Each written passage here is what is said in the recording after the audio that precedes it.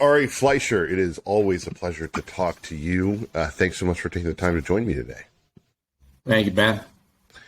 I want to talk to you about your book, but before I do, I have to get this out of the way. I know that you have been consulting with and doing some work with the folks in this Live Golf experience.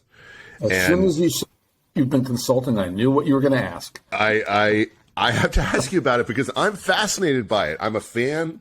I'm a supporter of it as an approach. I think the PGA has been kind of stuck in the mud for a long time in the way that they've approached things.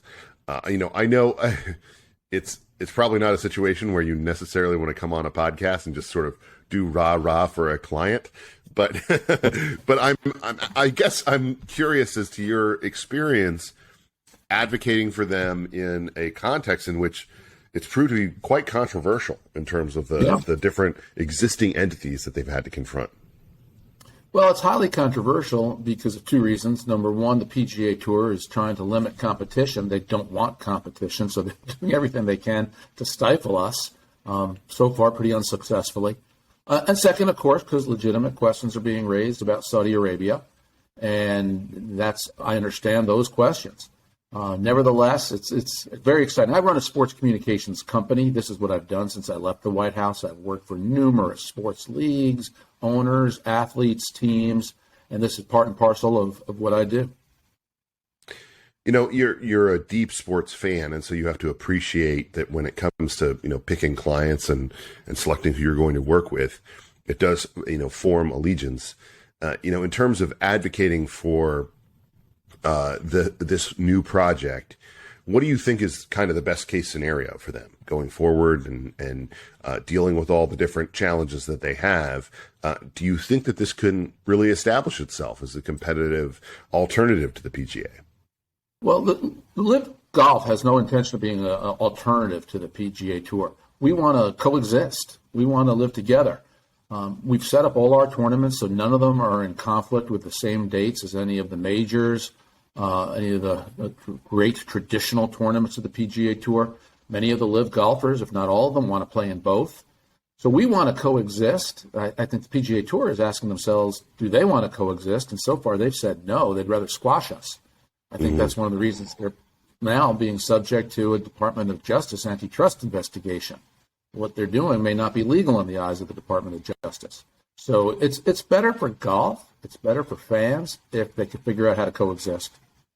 Yeah, I think one of the things that we've learned in the past several years is that these kind of archaic approaches that say that you can only have one league, within any sort of area of sport really does seem like something that, the consumer doesn't want. They want to have more. They want to have more opportunities to see, the golfers they love, the football players they love, and, as much as we can appreciate kind of the rules that exist within certain structures, it's not a religion. You are not confined to one church body when it comes to these types of things. I want to talk to you. But Go ahead. One of the points is you got me down this path. I think a lot of fans don't realize that professional golfers have to pay their own way. They're not on a team. Mm-hmm. It's not as if the New York Yankees pay for your travel and pay for your doctors and your health care and your insurance and the cost of equipment. Golfers pay for it all themselves. And if you don't make the cut, you make nothing. In fact, you're out money.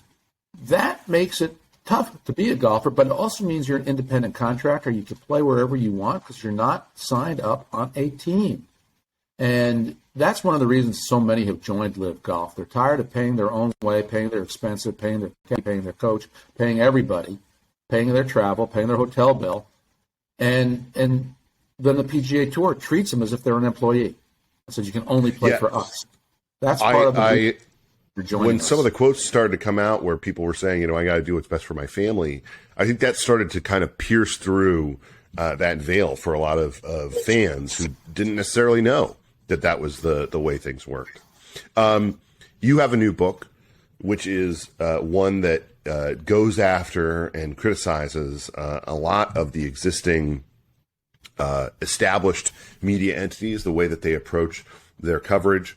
And, it seems to me that when I was younger, even, before the George W. Bush presidency, most of the critiques that I saw being waged against these established media organs were critiques based on bias.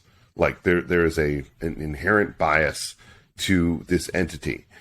There seems to be something that has shifted in recent years, really over the past 10 years or so, away from bias and toward the idea that, there's something deeply corrupt about the way the media approaches its coverage of people they disagree with, beyond things that can be ascribed to organic bias coming from liberal backgrounds or the like. What changed there? Or is it that we gained greater understanding of what was really going on? Well, two things changed. One was the internet, which created a whole new series of economic issues for the press. They no longer can make money from advertising, newspapers especially, so they got money from subscribers. And that meant they had to start to become loyal to the wishes of subscribers. And in the internet era, people start to find their own niche. And so subscribers to the New York Times, for example, counted on the New York Times to resist Donald Trump. So how can you be fair and objective and neutral, the way reporters are supposed to be to Donald Trump, if you're going to lose subscribers and therefore you can't pay your journalist staff or you'll have to close bureaus? So the economics tremendously shifted as a result of the internet and forced people to occupy niches. And then the second thing was Donald Trump. Donald Trump came along and the press was offended. They earnestly thought that they had to save the republic. And there's a whole cadre, especially of younger journalists, who think their job is to be subjective and fight for what they believe is the truth and talk truth to power, their definition of truth, their definition of power. And so they started to pressure newsrooms to stop being objective, and especially when it came to Trump. So I think reporters became activists. They didn't care as much about neutrality and objectivity, and they thought the public made a mistake by electing Trump in 2016, and their job was to save the republic and fix the country from the mistake. And that's what happened under Trump. And frankly, and that's why I wrote the book. As you know, I call the balls and strikes as I see them. I have praised President Trump. I have criticized President Trump. But when I saw the way the press was covering collusion and the Steele dossier, I came to the conclusion that the mainstream press is one of the biggest problems we have in this country. They are doing fundamental damage to national unity by putting stories on the air which are not true, all of which are designed to take someone down. And so I wrote the book. One of the things that really sticks out to me, I think about the lessons to take away from the Steele dossier experience and everything else related to it, is I think it was an eye-opener for a lot of Americans about how so many journalists are simply fed stories. They are given something on a platter and basically saying, here, we've done the work, report this or report along the lines of what we're giving you. And it's the easiest thing in the world. You don't have to do any legwork. You don't have to do any shoe leather work. And to me, that's something that is it's a betrayal of the whole practice of the way that you ought to approach reporting. But it's also something that has been going on for a very long time. I remember being pitched, things like this when I was a young reporter and I didn't know any better. And it just always felt a little odd that they would just sort of come with this gift bag, basically, of a story that, has every element in it and every contact and every, piece of evidence that you would need in order to advance something. It always made me feel a little sour at the time when I was younger. And then it seems to be now kind of the dominant way that stories get placed. And it's something that I've had to advise, a lot of younger journalists, interns, and the like who worked with me or worked for me.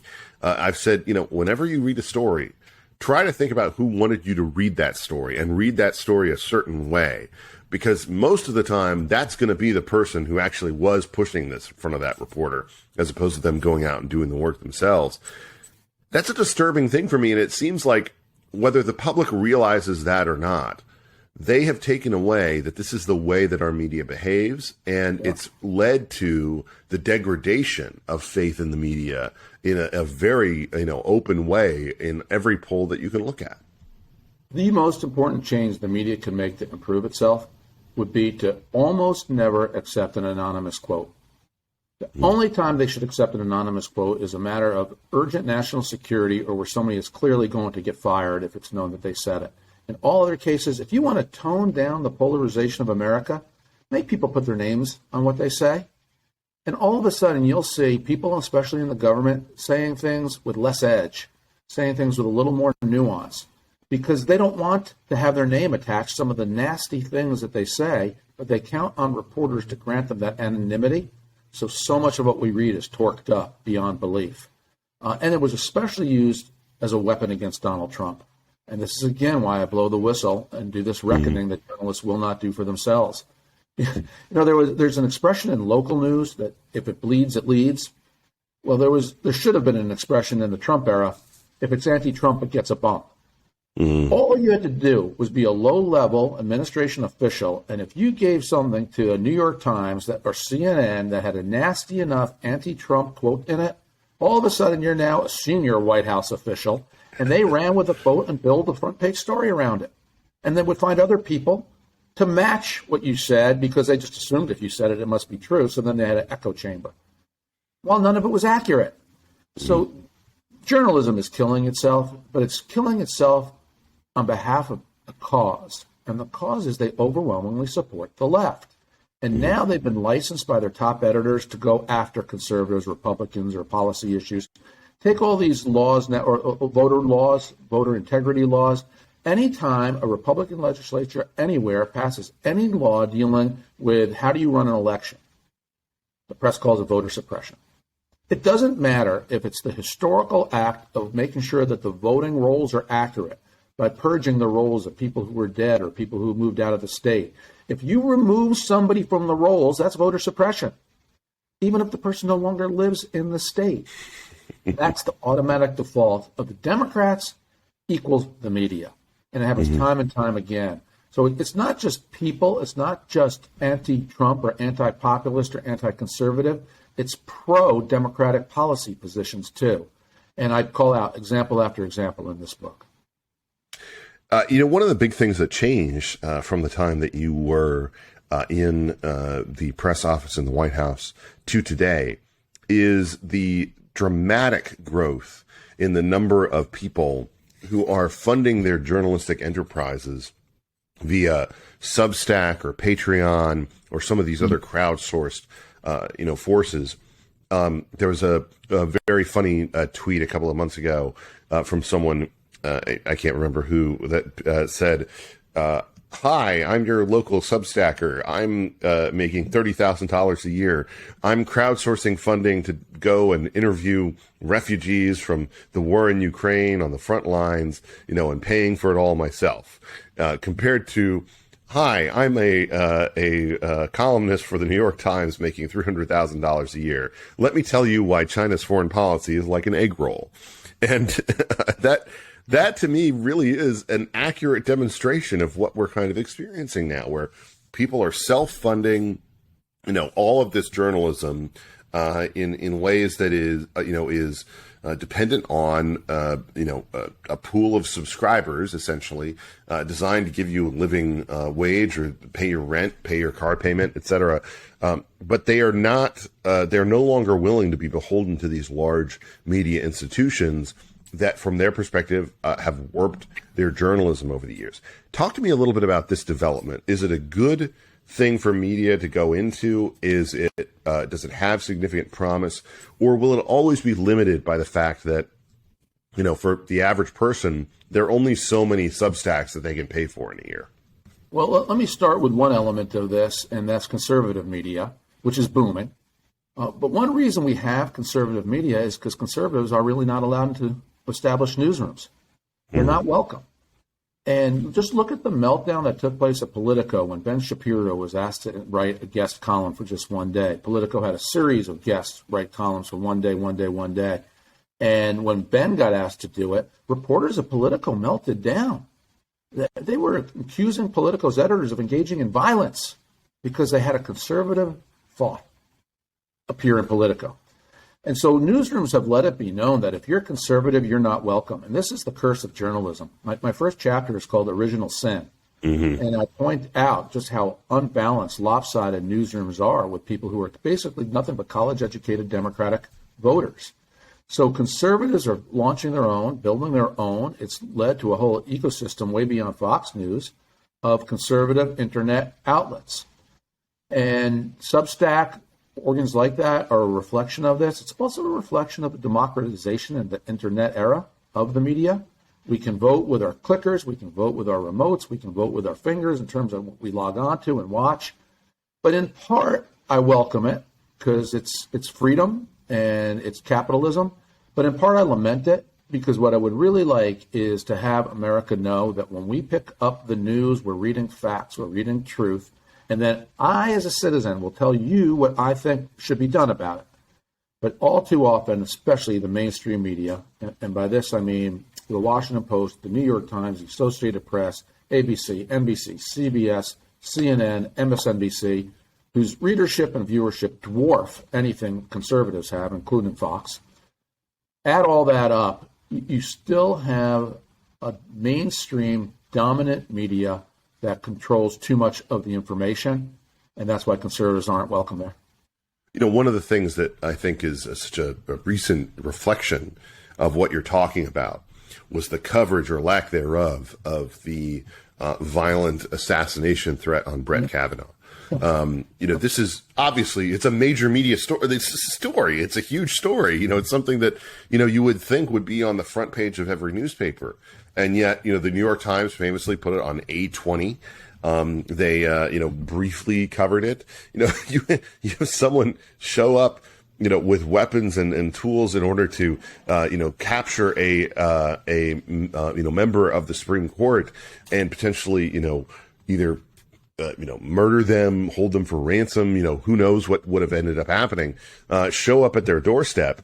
And you would think that would be national news in a way that would, you know, dominate coverage and receive enormous attention.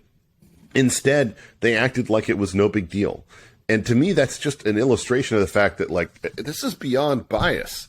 This is beyond, you know, sort of the organic nature of, you know, oh, we're you know, these people just went to the same schools and they come from the same places. So they have, you know, and they're secularists and they don't own guns and they don't appreciate, you know, the different things that conservatives appreciate. It's just natural. No, that's intentional. To avoid that story is intentional. And the question that I have for you is, this is something that I think people are increasingly aware of. It's a major part of the reason that we've seen rising distrust of media. But even with the existing conservative ecosystem, which is so much better than when I was a teenager. I mean, when I was a teenager, it was National Review, Human Events, and that was pretty much it. Rush Limbaugh. That, you know, like those were the things we could turn to, and Fred Barnes and Pat Buchanan on the McLaughlin Group. You know, and other than that, there was really nothing that was going on in terms of the conversation on the right. But it seems to me that people are aware of this. They understand it deep down, and they're turning more and more to alternate sources. But those sources, you know, do not compete with the dominance of something like the New York Times or Time Magazine or the AP or any of the other entities that you mentioned. They are dwarfed in size. How can this change? And how can, you know, voices that truly represent a conservative perspective end up in their pages in a way that is responsible? Because, you know, I interviewed Ross Douthat, you know, I wouldn't say a year and a half ago, maybe 2 years ago, and I asked him what it felt like to be the last pro-life person hired by the New York Times. And he laughed and he said, oh, well, I won't be that. But I am convinced that he is that, you know. And so it really does seem like there is a wall that cannot be penetrated. Or the 3% who is that at the New York Times are in hiding. Look, you know, what you just described in terms of the conservative media universe, that narrow, older way, was the way it was when I was press secretary. The mainstream media was overwhelmingly still dominant. They were in decline, but they were still dominant back then. Getting something on Fox News was not enough because not enough people watched compared to everybody else. Things have changed dramatically now in the new era where conservatives do have a way to go around the mainstream media, and I salute that. But I still want the mainstream media to do a better job. And one of the most striking findings I have in this book was a Pew study in 2019 that showed that there's only one group of Americans who say that the press understands them. And that group is college-educated Democrats. The media has driven itself into a narrow ideological cul-de-sac that's no longer just liberal conservative, it's become cultural. They are college-educated Democratic voters in newsrooms who write stories that appeal predominantly to fellow college-educated Democratic voters. If you're a Democrat with a high school diploma and not a college degree, you say that the press doesn't understand me.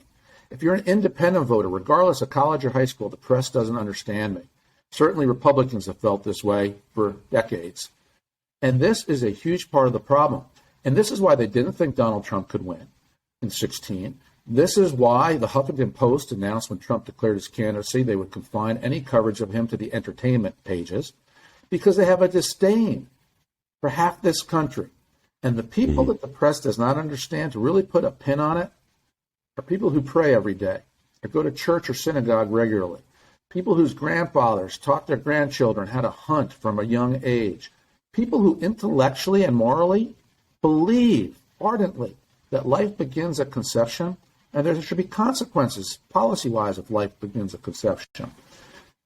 If you have these kinds of views, this is how you grew up, the press does not understand you. They might parachute in to cover you, kind of like going to visit an animal at a zoo and then write a little column about it. But that's not their mentality, and this is why they make so many mistakes on the air. And Ben, one of the cases I make in the book, we conservatives have grown used to this, and we have to work twice as hard to get to the same point. The group that's really hurt by this are liberals. Because if you're a liberal and you read the New York Times and watched CNN or MSNBC in 2016, you were assured Hillary Clinton was going to win in a landslide. Everybody you knew was told the same thing. All your friends believed it. All the reporters you read and respected told you it was going to happen. It was developing for months. And lo and behold, Donald Trump wins, fair and square. And what are you left to think? There's got to be another reason. And then along comes collusion. Along comes the Steele dossier. And they buy it because the press sold it. So my book makes the case it's not just conservatives who are hurting as a result of the bad coverage in our country. It's the entire country. It's liberals. And I will call the press out on this day and night because it's not good for the country.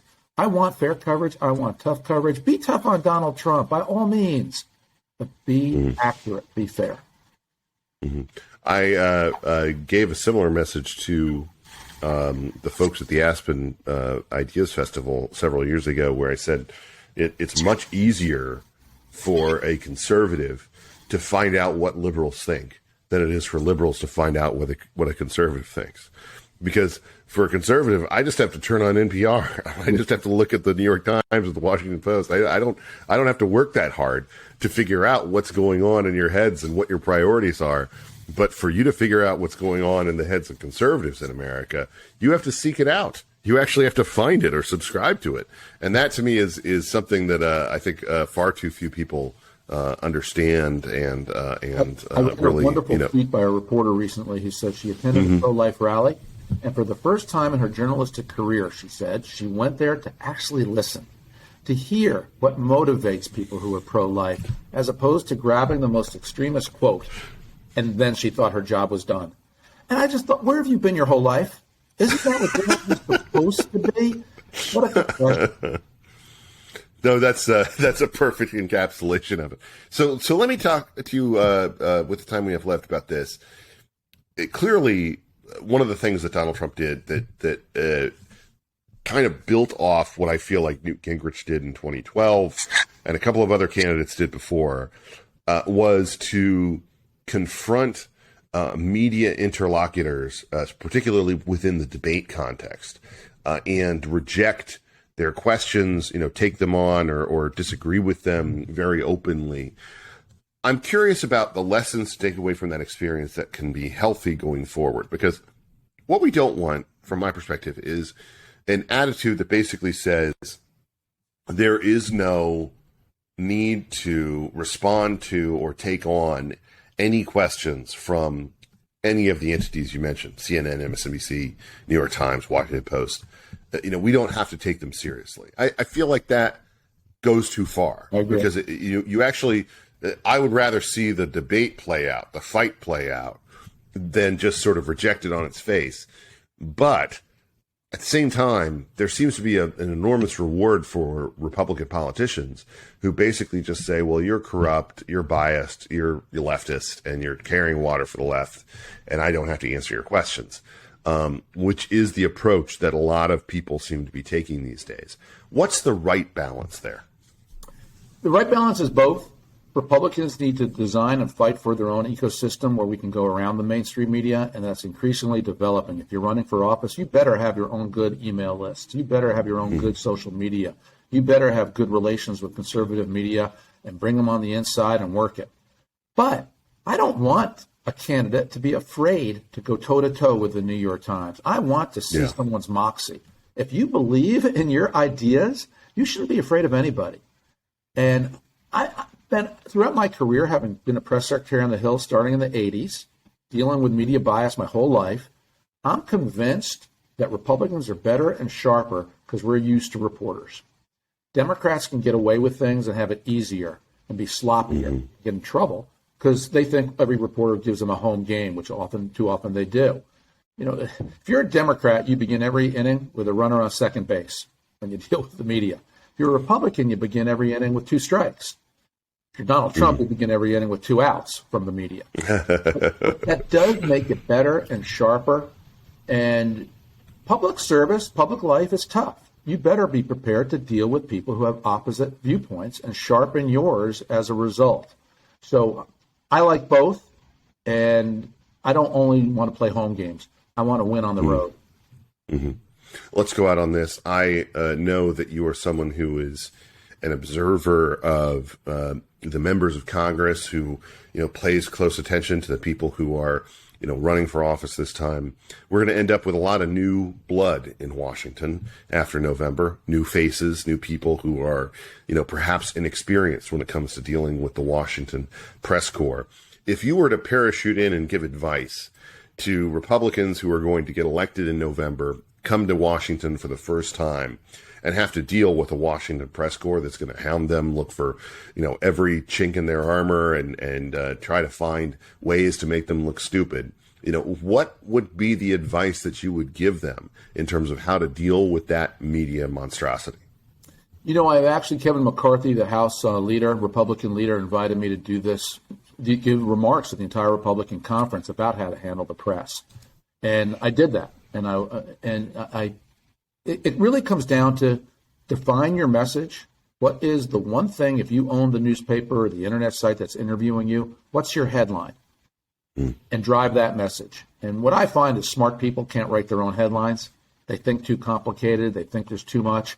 You need to simplify communications and drive a message. Look at Maya Flores, who just won in Texas, won a special election, a Hispanic district, occupied by Democrats for about 100 years. One of those dangerous far-right Latinas. Yes. And you know what? They call her dangerous far-right Latina because her message, her headline, was love of God, love of faith, love of country, love of family. She has a message, and she drove it home, and it was responded to. So that's the core. Know who you are, have deep convictions, and find a real simple way to sum it up.